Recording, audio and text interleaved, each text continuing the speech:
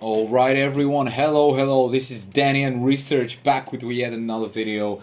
And today I got a very good video planned for you today. And it is going to go as follows. First of all, we're going to go through the data that we had since the start of February. Okay, we're going to go through the data. We're going to see the data, and I'm going to show you the real data analysis, the real data insights that you need to capitalize on these markets and to be able to know what's really happening in the economy. No media shit, nothing of the sorts. Just pure data-based analysis and forecasts for you, for your investments, for your trading opportunities, and everything that you want to know for the markets today. And let's get started. Okay, first what I'm gonna do is start on the Forex Factory website here, and I'm using this one just so that I can illustrate the data points more easily. And I'm going to go to some charts and some pictures to show you in depth and explain what is the current data is about, not just rely on the numbers as they are shown here. Okay, let's start. First of all, first data point, 4th of February. We had Job openings, right? And so we had a miss on those Joes, right? And this is the lowest figure since September of 2024. Then, next day, we had the ISM Services PMI, and we also had a miss here, right? In January, it slipped. It was 54 at the end of 2024. So we're seeing some softening of the services sector here. All right, let's go to the 6th of February here, where we had the unemployment claims, which were a little bit more than it was anticipated, but nothing of big significance. And then the big one was on the Friday, the February 7th, right? We had the non-farm employment change, which was a miss. All right, but it's not that much about the miss itself. It's more about, as you can see here, we have average hourly earnings, which went up by 0.2% above expectations.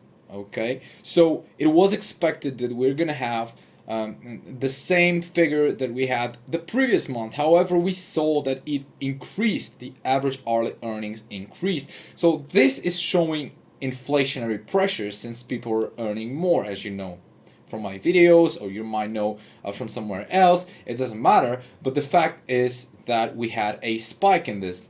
Okay. Well, the thing is, the market didn't do much after this data point, so it was pretty much flat, right?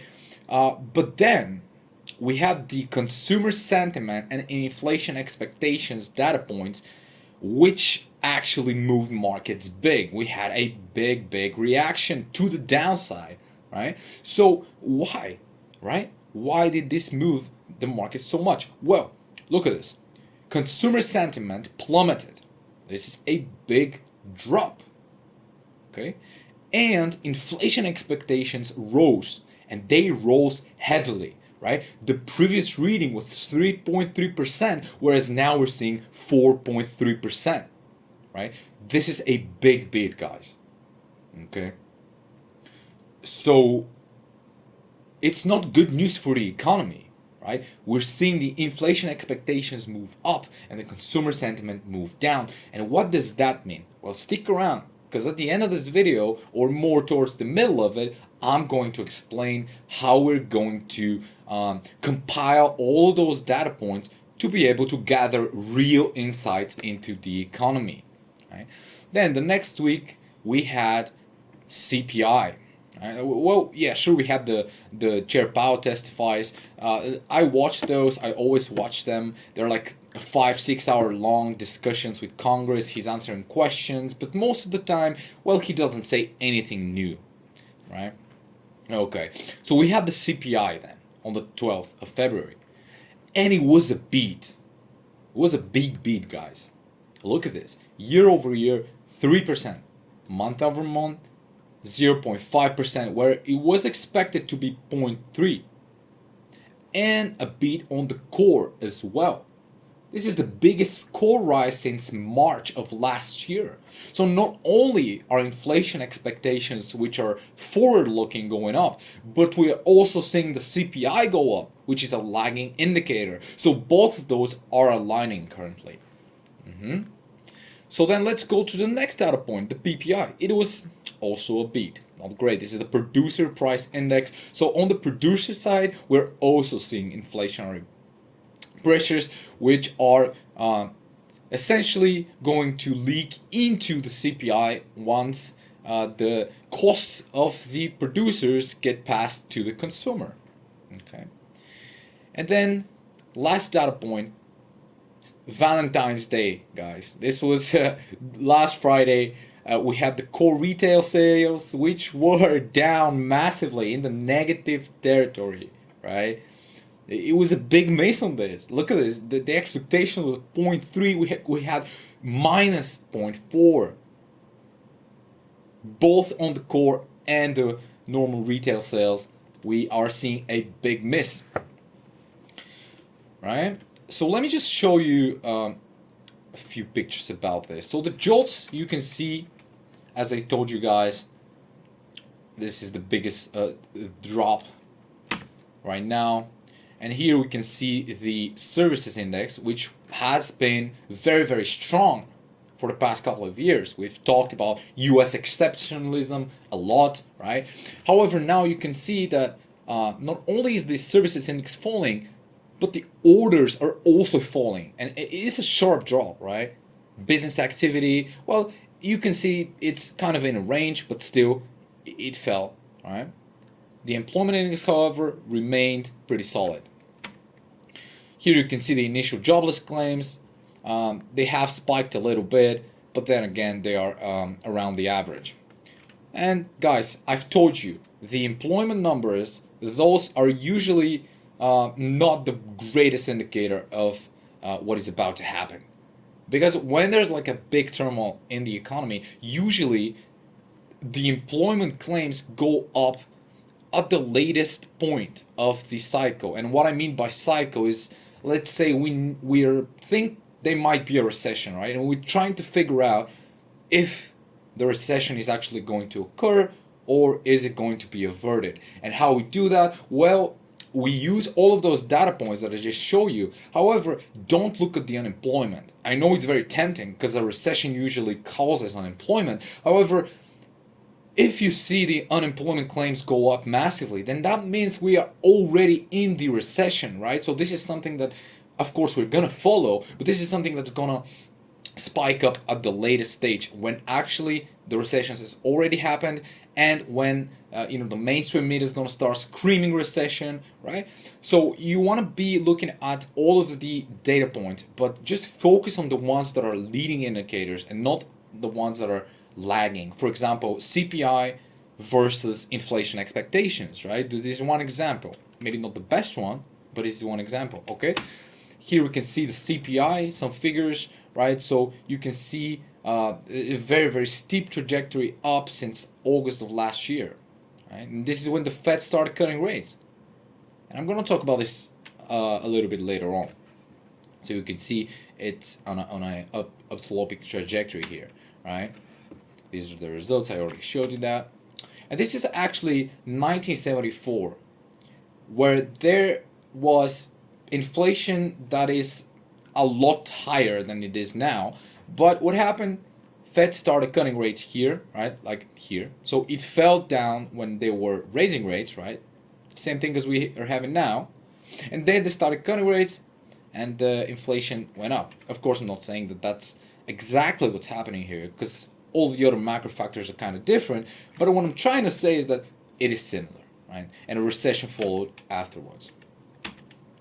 All right, this is the CPI since January of last year. You can see it went down and now it's going up. You see this? Kind of similar, isn't it?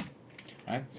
And this is the inflation expectation chart. And this is what's really scary for me, guys. Look at this, right? Straight up. This is the S&P in 1974. This is relating to to this picture right here. So you can see markets fell down sharply, went up, fell down, and then it recovered, right? So it took a few years, right? Okay, well, now that we've talked about all of those data points, how does the data come together, right? How do we make sense of this? Well, first, let's look at the S&P index. It's near all-time highs. Okay, it's kind of insane, but it is what it is, right? Look at this. It's near its all-time high. How could that be?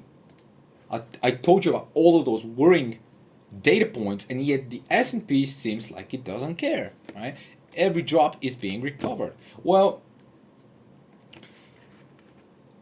right now, the focus is on the tariffs, right? The postponed tariffs.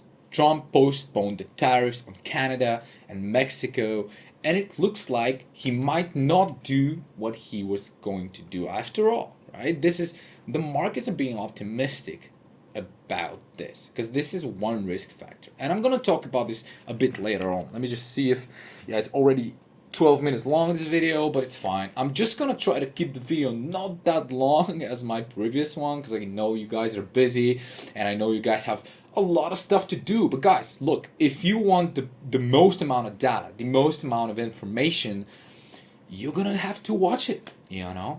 If you're serious, you're gonna have to do the analysis. And let me tell you this, I can tell you all of these things in 30 minutes, but it's taken me years and years of studying economics, studying those markets to be able to do that. Do you think you can do it in 5 minutes? If you can, then go ahead and skip this video. All right?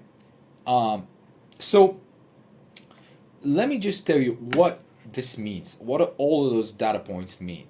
Well, to me, it looks awfully lot like stagflation. It looks like a stagflationary environment. We know that the US has been the leader in economic prosperity, right, compared to the rest of the world. But now we are seeing some of those cracks starting to appear, right? And we're seeing the CPI, the inflation numbers and expectations go up. So it's pretty much the definition of stagflation. We have low growth and high inflation. And guys, this is the worst thing that can happen. Right? We've seen inflation expectations bottomed already. Right? We have the deficits of the US government. We got the consumer weakening. And we have some softening in PMIs. So, in order to beat inflation, we gotta have a recession. So I've told you about this many, many times, and I know it's painful. I know a lot of people are gonna lose a lot of money, and probably a lot of people are gonna lose not only their jobs, but their homes, right? Which is very bad. But the truth is, this is the only way that the system is gonna get a reset of all of these leverages, all of the leverage that's been in the system, and the deficits, and the spending, right? So now let's get some other risk factors. So the tariffs, right? The tariffs, and forgive me if I'm trying to speak too quickly here, but I'm trying to do that just so that the video is not very, very long and boring. And I hope it's not boring, of course, but I just want it to not be like a 1 hour long video. Right? And don't forget, guys, if you want me to do more in-depth analysis of any of those things, any of those concepts, any of those data points, please let me know in the comments down below. Don't forget to like and subscribe to the video, okay? So the tariffs, the USA, Canada, and Mexico economies are crucially integrated. So that's the biggest risk factor. Supply chains are heavily interdependent. And now an interesting fact, for a car to be built completely, it crosses the USA, Canada, Mexico borders over 30 times for assembly of different components. While the idea of bringing back production in the USA seems appealing, it is unrealistic in the short to mid term, and it would cause massive issues. And as I've told you guys before, what I think is that Trump will try to use those tariff threats to be able to negotiate with other countries. And what I mean by negotiating is pretty much weaponize it, right? Weaponize uh, the tariff idea and the dollar in order for him to gain what he wants. All right. And I've mentioned the French case like 5 or 6 years ago. So go back and watch this video. I think in the video about Europe, right? So is it gonna remain this way though? Because if he really does go through with the Canada-Mexico tariffs, that's gonna be pretty bad, not only for inflation, but for all businesses broadly, right? So we're gonna have to see what really happens, because those tariffs are not cancelled; they're just postponed. Yeah, this is an ongoing development that we have to be wary of. Now, another thing is the yield curve. So, guys, we had the inverted yield curve for a long time, right? From 2022, it was inverted, and what do we guys know? It usually signals a recession, but not while it's inverted. It actually signals the recession while it uninverts. And right here, we had the uninversion. Okay, we had the uninversion, if you can see right here. Then it retested, just like a technical chart of some stock, right? It retested it, but it couldn't disinvert again. So we retested it, and now we're comfortably trading up. And what does that mean? Well, usually it means that a recession will follow in the next 6 months, right? Because the thing with this is that if we look at the bonds, right?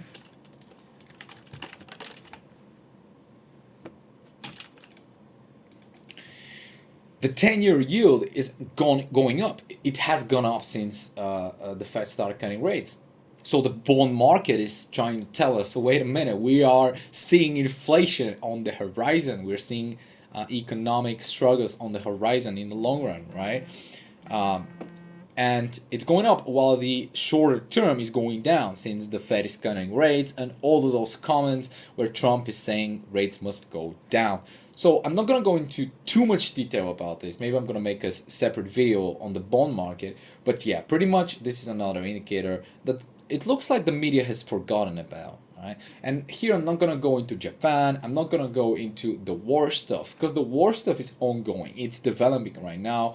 And I'm not really going to touch on that, since that's a purely economic video, the macro view, and what is it to be expected. So, guys, I've been very consistent in my thesis. Nothing has changed. And not only has nothing changed, but it's actually confirming my thesis. The data has started to turn the way I expected it to. So, I'm not saying everything's gonna come crashing down, but what I am saying is just stay vigilant. Don't get too comfortable, especially at those levels that we are right now, right? Warren Buffett selling almost all of his equity just last week, right? Just don't be complacent. Don't ignore the macroeconomic data, right? Be careful out there, okay? De-risk if you have to.